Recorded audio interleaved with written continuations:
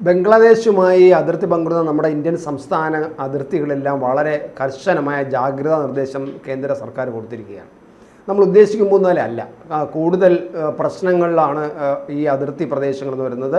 ഇന്നലെ തന്നെ പശ്ചിമ ബംഗാളിൽ തള്ളിക്കയറാൻ വന്ന ഒരു തീവ്രവാദിയെ വെടിവെച്ച് കൊന്നതും, അതുപോലെ ത്രിപുരയിലെ ഒരു അതിർത്തികളിൽ വെടിവെപ്പ് നടത്തേണ്ടി വരികയും ആൾക്കാർ അവിടെ നിന്ന് തിരിച്ചങ്ങോട്ട് ബംഗ്ലാദേശിലേക്ക് ഓടിക്കേണ്ടി വരുന്ന സംഭവങ്ങൾ നടന്നിട്ടുണ്ട്. അതോടൊപ്പം തന്നെ നമ്മൾ ചേർത്ത് വായിക്കേണ്ട ഒരു സംഭവം, ഇന്നലെ ഡൽഹിയിൽ രാജ്നാഥ് സിംഗിൻ്റെ വസതിയിൽ ഒരു പ്രധാന യോഗം ചേർന്നിരുന്നു. അമിത്ഷാ, നദ്ദ, അതുപോലെ RSSൻ്റെ ഒരു മേധാവി, ഇവരെല്ലാം ചേർന്ന് വലിയൊരു യോഗം നടന്നിരുന്നു.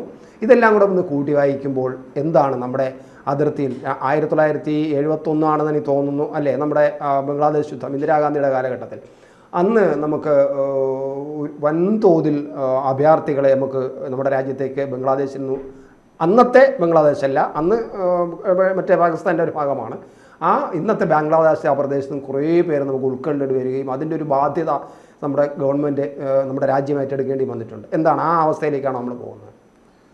ഇത് ഇപ്പോൾ അവിടെ നടക്കുന്ന ഹിന്ദു വംശഹത്യയാണ്. പലരും അത് കാണുന്നില്ല എന്നുള്ള സത്യം. ഇത് വളരെ കാലമായി നടന്നുകൊണ്ടിരിക്കുന്നതാണ്. ഇപ്പം വളരെ കൃത്യമായ രീതിയിലൊക്കെ പോകും. ഈ എൻ്റെ ഓപ്പറേഷൻ പ്ലാൻ ചെയ്തിരിക്കുന്നത് ഇന്ത്യയെ ഇതിലേക്ക് ഡ്രാഗ് ചെയ്യാൻ വേണ്ടിയിട്ടാണ്. ഇന്ത്യയെ ഇതിലേക്ക് ഡ്രാഗ് ചെയ്യണം. അവിടുത്തെ ഹിന്ദുവിനെ RSS സപ്പോർട്ടുള്ള BJP ഭരിക്കുമ്പം ഹിന്ദുക്കൾ പീഡിപ്പിക്കപ്പെടുമ്പോൾ അവർ കൈയും കെട്ടി നോക്കി നിൽക്കില്ല എന്നാണ് ഇവരുടെ ഒരു ധാരണ. സ്വാഭാവികമായിട്ട് ഇന്ത്യ ഇതിൽ ഇടപെടേണ്ടതായിട്ട് വരും. ഇന്ത്യ ഇതിൽ ഇടപെടേണ്ടതായിട്ട് വരുമ്പോൾ എന്തെങ്കിലുമൊക്കെ കാര്യം പറഞ്ഞിട്ട് പാകിസ്ഥാനും ചൈനയിലൊക്കെ ഇതിൽ ഇടപെടുകയും ഒരു വലിയൊരു യുദ്ധമായി മാറി. അങ്ങനെ ഇന്ത്യനെ ബാങ്ക്രപ്റ്റ് ചെയ്യാം. ഇന്ത്യനെ ബാങ്ക്രപ്റ്റ് ചെയ്യുമ്പോൾ നരേന്ദ്രമോദിക്ക് BJPക്ക് എതിരെ ഇവിടെ ഒരു തരംഗം ഉണ്ടാവും. ആ തരംഗം ഉപയോഗിച്ചുകൊണ്ട് അവരുടെ പാവ ഗവൺമെൻറ് ഇവിടെ സ്ഥാപിക്കുക. അങ്ങനെ പാവ ഗവൺമെൻറ് സ്ഥാപിച്ചുകൊണ്ട് ബംഗ്ലാദേശിൽ എൻ്റെ അതിർത്തിയിൽ ഈ അമേരിക്കൻ സ്പോൺസേഡ് രാജ്യം കൊണ്ടുവരാം. ഈ പറഞ്ഞ സെൻറ്റ് മാർട്ടിൻ ഐലൻഡ് അവർക്ക് ബംഗ്ലാദേശിലെ പുതിയ ഗവൺമെൻറ്, ഈ ജമാഅത്തെ ഇസ്ലാമിക്കാൻ എന്തോന്നും സെൻറ്റ് മാർട്ടിൻ എന്തോന്നും ബംഗ്ലാദേശ്, അവൻ ബംഗ്ലാദേശ് എന്ന താല്പര്യത്തിന് അവനത്, അവനാണല്ലോ ഇനി അവിടെ ഭരിക്കാൻ പോകുന്നത്. He's against Bangladesh. അവന് ഇസ്ലാമികമാണല്ലേ, ഇസ്ലാമിക രാജ്യം ഉണ്ടാക്കുന്ന പരിപാടിയല്ലേ. ബംഗ്ലാദേശിൽ നിന്നുള്ള ദേശീയതകളൊന്നും അവർക്ക് താല്പര്യമില്ലാത്ത, അവർക്ക് വേണ്ട ഖിലാഫത്താണ്. അപ്പോൾ അവന് സെൻറ്റ് മാർട്ടിനൊക്കെ തൽക്കാലം കൊടുക്കും, സഹായിച്ചതല്ലേ. ഇതിന് പിന്നെ അമ്മമാരോട് അത് വന്ന് യുദ്ധം ചെയ്തിട്ട് മഹായുദ്ധം ഉണ്ടാക്കി വെക്കും. അതാണ് അവൻ്റെ പ്ലാൻ. അപ്പോൾ ഇന്ത്യൻ്റെ ഇതിൽ എങ്ങനെയും ഡ്രാഗ് ചെയ്യാന്നുള്ളൊരു ഉദ്ദേശമാണ് അവർക്ക്. പക്ഷെ അത് അറിഞ്ഞപ്പോൾ ഇത് കളിക്കാൻ സാധ്യതയുള്ളൂ. അതുകൊണ്ടാണ് ഇത്രയും വയലൻ്റായിട്ട് അവിടെയുള്ള ഹിന്ദുസിനോട് പെരുമാറുന്നത്. അപ്പോൾ അവിടെയുള്ള ഹിന്ദുസ് ചെയ്യേണ്ട ഒരു കാര്യം എന്ന് വെച്ചാൽ, ഇപ്പം ഇവിടെ പലരും പറയാറുണ്ട് മുസ്ലിങ്ങളെ ഭീകരമായി പീഡിപ്പിച്ചു. ഇങ്ങനെ ദേശീയമായിട്ട് ഇവിടെ അവിടെ മുസ്ലിങ്ങളെ ഭീകരമായി പീഡിപ്പിച്ചിട്ടുള്ളത്. അതെ. അപ്പോൾ ഒരു ചെറിയ പ്രദേശങ്ങളിൽ ഉണ്ടാകുന്ന കലാപങ്ങളുണ്ട്. ഈ പല കലാപങ്ങളും നിങ്ങൾ എടുത്തു നോക്കിക്കഴിഞ്ഞാൽ അതിന് ഒരു പരിധി വരെ മുസ്ലിങ്ങളും കാരണക്കാരാണ്. അതിൻ്റെ ഒരു ഇപ്പം നാദാപുരം കലാപം എടുത്തു നോക്കിയാൽ DYFI നേതാവ്, ഏറ്റവും അവസാനമാണെന്ന് വെച്ചാൽ DYFI നേതാവിനെ ഒരു മുസ്ലിം ലീഗാരുടെ വീട്ടിൽ നിന്ന് വെടിവെച്ച് കൊന്നാണ്. പിന്നെ മാറാട് ഒന്ന് കലാപം വെച്ചാൽ ഏത് സമുദായം എനിക്കിപ്പോഴും ഓർമ്മയില്ല. ഒരു സമുദായത്തിൽപ്പെട്ട പെൺകുട്ടിയോട് ഉത്സവത്തിനിടയിലോ മറ്റോ ആരോ എന്തോ കമൻ്റ് അടിച്ചാണ് വിഷയം. രണ്ടാമത്തെ അത് തീർന്നപ്പോൾ രണ്ടാമത്തെ കലാപം ഉണ്ടാക്കിയത് മുസ്ലിങ്ങളാണ്. അപ്പോൾ ഇതൊക്കെ റിട്ടാലിയേഷനാണ്. ഗോദ്ര അതുപോലത്തെ ഇങ്ങനെയൊക്കെ പല സംഭവങ്ങളും. അങ്ങനെ അല്ലാതെ ചിലത് ഹഷിംപുര കൂട്ടക്കൊല പോലുള്ള ചില സംഭവങ്ങൾ ഉണ്ടായിട്ടുണ്ട്. അത് ഗവൺമെൻറ് സ്പോൺസറാണ്. നമ്മുടെ കോൺഗ്രസ് മറ്റാണ് ഭരിച്ചുകൊണ്ടിരുന്നത്. ഇപ്പം ഗോദ്ര പക്ഷേ മോഡി ഉണ്ടാക്കിയെന്ന് പറയുന്ന ആളുകളുണ്ട്. അതിന് നമുക്കൊന്നും പറയാനില്ല. പക്ഷേ സോഫ നമ്മുടെ മുന്നിൽ കിട്ടുന്ന എവിടെയെന്ന് അനുസരിച്ചിട്ട് എന്താണ് ഗോദ്ര തീ കൊടുത്ത ആളുകളെ പിടിച്ചതിൽ ഒരാളെ തന്നെ പോയിട്ടുള്ളൂ.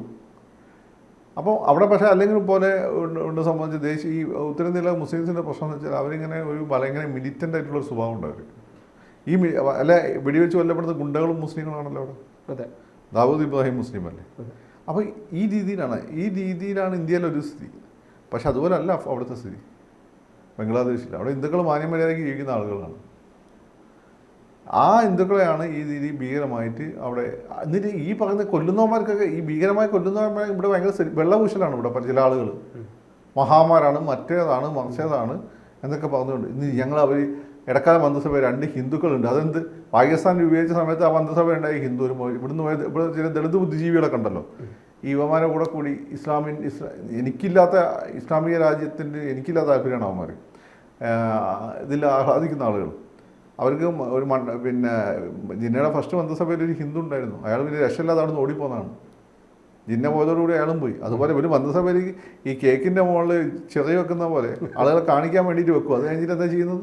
അതെടുത്ത് കഴിച്ചു. ആ, എന്നിട്ട് പള്ളി സംരക്ഷിച്ചു മുസ്ലിം, പള്ളി സംരക്ഷിച്ച് ഇത്രമാത്രം പള്ളികൾ അവിടെ കുറയുമായിരുന്നു. പിന്നെ അവിടുത്തെ പോപ്പുലേഷൻ ഇത്ര മാത്രം കുറയായിരുന്നു. ഏതാണ്ട് 40% ഉണ്ടായിരുന്നു ഈ വിഭജനത്തിൻ്റെ സമയത്ത് അവിടുത്തെ ഹിന്ദു പോപ്പുലേഷൻ. അങ്ങനെ എത്രയും കുറഞ്ഞു. അപ്പോൾ അവിടെയുള്ള ഹിന്ദുക്കൾ അവരെ സംബന്ധിച്ചിടത്തോളം അവർക്ക് നമ്മൾക്ക് അവരെ സ്വീകരിക്കുന്നതിന് ലിമിറ്റുണ്ട്. കാരണം ഇത്രയും വലിയ പോപ്പുലേഷൻ നമ്മൾ സ്വീകരിക്കും, നമുക്കൊന്നും ഒരു പ്ലേസ് ചെയ്യണ്ടേ. പരമാവധി നമ്മൾ സ്വീകരിക്കും. ഇതിൻ്റെ അല്ല ഒന്നാമത്തെ കാര്യം. രണ്ടാമത്തെ കാര്യം എന്താ, അവിടുന്ന് ഈ പറയുന്ന ഇന്ത്യ വിരുദ്ധ ശക്തികൾ എങ്ങനെയാണ് രാജീവ് ഗാന്ധിനെ കൊന്ന ആളുകൾ തമിഴ് പുലികളോട് കൂടെ ആയി മാറിയത്, അതുപോലെ വരാൻ സാധ്യതയുണ്ട്. അവർ ഹിന്ദുക്കൾ തന്നെയാണ്. ഈ തനുവും ശിവരാശനൊക്കെ ഹിന്ദുക്കളല്ലേ. അതെ, ഒന്ന് അതുണ്ട്. അവരെ കൂട്ടത്തിൽ ഇവന്മാരും കയറി വരാൻ സാധ്യതയുണ്ട്, തീവ്രവാദികൾ ഉണ്ടാകും. ആ സാധ്യത വരും. അപ്പോൾ അവിടെയുള്ള ഹിന്ദുക്കളെ സംബന്ധിച്ചിട്ട് അവർ വല്ലാത്ത അവസ്ഥയില്ല. അവർ ഫൈറ്റ് ബാക്ക് ചെയ്തേ പറ്റുള്ളൂ. അവർ ഫൈറ്റ് ബാക്ക് ചെയ്യണം. അപ്പോൾ അങ്ങനെ ഫൈറ്റ് ബാക്ക് ചെയ്യുമ്പോൾ നമ്മൾ അവർക്ക് ഈ പറയുന്നതിന് ആദ്യം എന്ത് ചെയ്യണം, ആയുധങ്ങൾ കൊടുക്കേണ്ട ഒരു അവസ്ഥ വരും. അപ്പം പിടിക്കാം. അതൊക്കെയാണ് ഇവന്മാരെ പ്ലാൻ. എന്നുവെച്ചാൽ ശ്രീലങ്കൻ പുലികൾക്ക് നമ്മൾ ആയുധം കൊടുത്തിരുന്നു ഇന്ദിരാഗാന്ധി. അതുപോലെ നമ്മൾക്ക് ഇവർക്ക് ആയുധം കൊടുക്കുമ്പോൾ ഇന്ത്യ മറ്റൊരു രാജ്യത്തിൻ്റെ ഇന്ത്യയുടെ വിഷയങ്ങൾ ഇടപെട്ടതാണ് നമുക്കതിൽ സാങ്ഷൻ കൊണ്ടുവരാം. ഇങ്ങനെ ഈ രീതിയിൽ നമ്മളൊരു ഡിഫിക്കൽട്ട് പൊസിഷൻ. അതേ ഞാൻ പറഞ്ഞു, ഇത് Sheikh Hasina is not their target. Their target is Modi, their target is India. അതുകൊണ്ടാണ് ഞാൻ പറഞ്ഞത് we should stand united we stand, divided we fall. അതാണ് സംഭവിക്കാൻ പോകുന്നത്. അതിവിടെയുള്ള പ്രതിപക്ഷം മനസ്സിലാക്കണം. ഇങ്ങനെ പ്രതിസന്ധി വരുമ്പോൾ നമ്മൾ കേന്ദ്ര ഗവൺമെൻറ്റിൻ്റെ കൂടെ നിൽക്കുകയാണ് വേണ്ടത്. പക്ഷേ പ്രതിപക്ഷത്തിന് അറിയാം, അറിഞ്ഞുകൊണ്ട് നിൽക്കുകയാണെന്നാണ് എൻ്റെ വിശ്വാസം. അല്ല, ഇതിൻ്റെ ഒരു പ്രശ്നം വെച്ചാൽ കോൺഗ്രസ്സിന് ഈ വിഷയങ്ങളൊക്കെ അറിയാം. കോൺഗ്രസ്സുകാർ എന്താ ചെയ്തതെന്ന് വെച്ചാൽ ഒരു പരിധി കൂടുതൽ ഇതൊന്നും കൈകടത്താതെ അമേരിക്കനെ പടക്കാതെ പോയതാണ്. അമേരിക്ക പടക്കി ഇന്ദിരാഗാന്ധിയാണ്, അതുകൊണ്ട് അവരെ കൊന്നുകളഞ്ഞു. രാജീവ് ഗാന്ധി ആദ്യം അവർ സ്വീകരിച്ച് വലിയ സംഭവമൊക്കെ ചെയ്തു, ഭയങ്കര സ്വീകരണം കൊടുത്തു. രാജീവ് ഗാന്ധി അവരെ കൈ കിട്ടി, അദ്ദേഹത്തിന് അവർ കൊന്നുകളഞ്ഞു. ഇതാണ് സംഭവിച്ചത്. ഇത് കഴിഞ്ഞ് പിന്നുള്ള വന്നത് എല്ലാം തന്നെ ഈ പറയുന്ന ഗവൺമെൻറ്റുകളാണ്, ഭൂരിപക്ഷം ഇല്ലാത്ത, ഒറ്റയ്ക്ക് ഭൂരിപക്ഷം ഇല്ലാത്ത. അവർക്ക് ഹാൻഡിൽ ചെയ്യാൻ പറ്റുമായിരുന്നു. പക്ഷേ അതിനുശേഷം മോഡി വന്ന സമയത്ത് മോഡീനെ ഒന്ന് ഭൂരിപക്ഷമുണ്ട്, രണ്ട് ഇയാളെ ഒരു രീതിയിൽ പിടിക്കാൻ പറ്റാത്ത ഒരാളായി. അപ്പോൾ ഇയാൾ അടുത്ത ഇന്ദിരാഗാന്ധിയായി മാറി. ഇവരെ കരടാണ്. അപ്പോൾ ഇന്ദിരാഗാന്ധിനെ എങ്ങനെയാണ് അന്ന് അവിടെ യുദ്ധത്തിൽ കൊണ്ടുവച്ച് അടിച്ചത്, അതുപോലെ മോഡീനെ കൊണ്ടുവച്ച് അടിക്കണം. അന്ന് പിന്നെ ആ യുദ്ധത്തിൽ നമുക്കത് ചെയ്യേണ്ടി വന്നു. പക്ഷേ ഇന്നിപ്പോൾ നമ്മൾ ശരി ഇടപെടേണ്ടതാണ്. പക്ഷേ ഇടപെട്ട് കഴിഞ്ഞാൽ എന്താ പ്രശ്നം, നമ്മൾ അവരുടെ പിന്നെ താളത്തിനനുസരിച്ച് തുള്ളി അവരുടെ കെണിയിൽ പോയി വീഴും. പക്ഷേ നമ്മുടെ രാജ്യത്തെ പ്രതിപക്ഷത്തിലെ പ്രധാനപ്പെട്ട കോൺഗ്രസ്സിന് ഈ താങ്കൾ പറഞ്ഞ കാര്യങ്ങളെല്ലാം അറിയാം. കോൺഗ്രസ് അറിഞ്ഞുകൊണ്ട് ഇപ്പോൾ കോൺഗ്രസ്സിന് ഇപ്പോഴത്തെ ഒരു അവസ്ഥയിൽ കോൺഗ്രസിൻ്റെ സ്വഭാവം, അതായത് വേണുഗോപാലിൻ്റെ പ്രസ്താവനയും രാഹുലിൻ്റെ അഭിപ്രായ പ്രകടനങ്ങളൊക്കെ കേൾക്കുമ്പോൾ മനസ്സിലാകുന്നത് ഇപ്പോഴത്തെ ഈ പ്രതിസന്ധിയിൽ, ബംഗ്ലാദേശ് പ്രതിസന്ധി രാജ്യത്തിനെ എങ്ങനെ ബാധിക്കും എന്നതിനേക്കാൾ ഉപരി അത് മോദിയെ മറിച്ചിടാൻ ഉപകാരപ്പെടുമോ എന്നൊരു ചിന്ത അവരുടെ ഉള്ളിലുണ്ട്. ആ ഒരു ലക്ഷ്യം അവരുടെ ഉള്ളിലുണ്ട് എന്നുള്ളത് വ്യക്തമല്ലെയാണ്. രാഷ്ട്രീയത്തിൽ എല്ലായ്പ്പോഴും സാധ്യതകൾ അന്വേഷിച്ചുകൊണ്ടിരിക്കും. ഇന്ദിരാഗാന്ധിയുടെ കാലഘട്ടത്തിൽ അങ്ങനെ സാധ്യതകൾ അന്വേഷിച്ച് നടക്കാതിരിക്കാൻ കാരണം ഇന്ദിരാഗാന്ധി വാസ് വെരി പവർഫുൾ. ഇപ്പം കോൺഗ്രസ് ഇവിടെ പവർഫുള്ളാണ്, BJP പവർഫുള്ളാണ്. അന്ന് പവർഫുള്ളായ രണ്ട് പാർട്ടികൾ ഉണ്ടായിരുന്നില്ല, ഒരു പാർട്ടി ഉണ്ടായിരുന്നു. അത് അന്വേഷണം നടക്കും. പക്ഷേ ഷെയ്ഖ് ഹസീനെ തള്ളിക്കളയാൻ കോൺഗ്രസിന് പറ്റില്ല. Because she was the adapted doctor of the Nehru family, adapted doctor of India. അപ്പം അങ്ങനെ ഓപ്പണായി അവർക്ക് തള്ളിക്കളയാൻ പറ്റില്ല. പിന്നെ ബംഗാളിലെ ഹിന്ദുസിനെ കൊല ചെയ്യുമ്പോൾ അത് നോക്കി നിൽക്കാൻ ഇവിടെയുള്ള CPM പോലുള്ള സംഘടനകൾക്കും പറ്റില്ല. പക്ഷേ CPM ഒക്കെ വളരെ താമസിച്ചാണ് ഇപ്പോൾ ഒന്ന് പ്രതികരിക്കാതിരിക്കുന്നത് വിചാരിച്ച്. അല്ല, ഞാൻ ഇടയ്ക്കെന്ന് പറഞ്ഞോട്ടെ, എനിക്ക് അത്ഭുതം തോന്നിയതാണ്. അതായത് ബംഗ്ലാദേശിൽ ഈ വലിയൊരു കലാപം നടക്കുന്നു, അവിടെ ഹിന്ദുക്കളെ മുഴുവനും കൂട്ടക്കൊല്ലുന്നു. അവിടെ കമ്മ്യൂണിസ്റ്റ് പാർട്ടിയുടെ ഒരു നേതാവിനെ പ്രസ് ക്ലബ്ബിൽ കയറിയിരുന്ന്, കമ്മ്യൂണിസ്റ്റ് പാർട്ടിയുടെ അസിസ്റ്റന്റ് സെക്രട്ടറി ആയിരുന്നു ബംഗ്ലാദേശിൻ്റെ, പ്രസ് ക്ലബ്ബിൽ ഇരിക്കുമ്പോൾ അവിടെ കയറി ചെന്നു അയാളെ കൊലപ്പെടുത്തുന്നു കലാപകാരികൾ.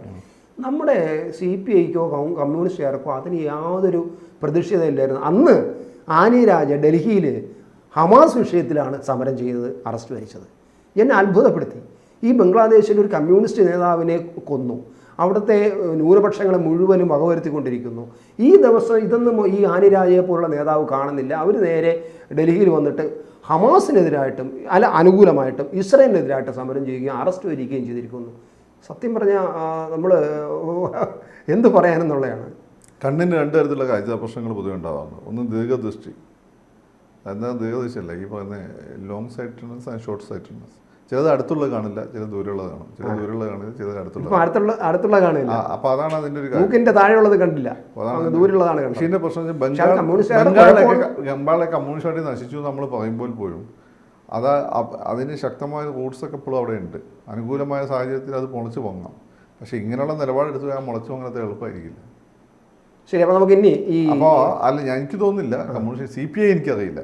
CPI പണ്ടേ അങ്ങനെയൊക്കെ തന്നെ ഉണ്ട്. CPM ഈ കാര്യത്തിൽ ഒരു നിലപാട് ശക്തമായി എടുക്കും തന്നെയാണ് ഞാൻ കരുതുന്നത്. പക്ഷേ അവസാന നിമിഷമാണ് എന്തായാലും ഒരു അഭിപ്രായം പറഞ്ഞിട്ടുണ്ട് എന്നുള്ളത് ഒരു യാഥാർത്ഥ്യം തന്നെ. പക്ഷേ എങ്കിലും നമുക്ക് ഇനി ഈന്തപ്പഴത്തിൽ അങ്ങനെ വീണ് കിടക്കാൻ CPM-നെ കിട്ടില്ല, അത്രയേ ഉള്ളൂ. അതങ്ങനെ മനസ്സിലാക്കിയാൽ അങ്ങനെ വിചാരിച്ചാൽ. അപ്പോൾ എന്തായാലും ഈ നദ്ദയുടെ നേതൃത്വത്തിൽ അല്ലെങ്കിൽ രാജ്നാഥിൻ്റെ വീട്ടിൽ നടന്ന യോഗം, ഈ ജാഗ്രതാ നിർദ്ദേശവും ഇതെല്ലാം കൂടെ നമ്മൾ കൂട്ടിവയ്ക്കുമ്പോൾ എന്തായിരിക്കും കേന്ദ്ര ഗവൺമെന്റ് നിലപാട്?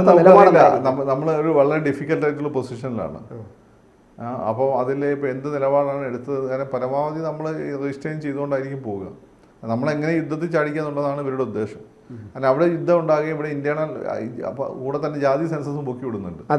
അപ്പോൾ ഇത് രണ്ടും കൂടി കൊണ്ടുവന്ന് ഇന്ത്യനെ അകത്തുനിന്നും പുറത്തുനിന്നും പൊട്ടിച്ച് കളഞ്ഞിട്ട് സാമ്പത്തിക പ്രതിസന്ധി ഉണ്ടാക്കി, സൈന്യത്തിന് ശമ്പളം കൊടുക്കാൻ പറ്റാത്ത അവസ്ഥ ഉണ്ടാക്കി, സൈന്യത്തെ എതിരാക്കി മാറ്റി.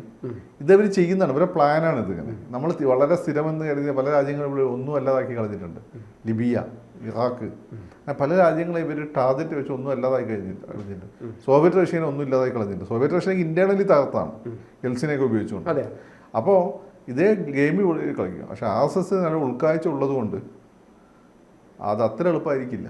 എന്തായാലും RSSന്റെ ഒരു നിങ്ങൾ പലരും പറയാറ് ഇപ്പോൾ മോഡി എന്തുകൊണ്ടാണ് ഈ ഡയസ്പോറനെ വെച്ച് കളിക്കുന്നത്.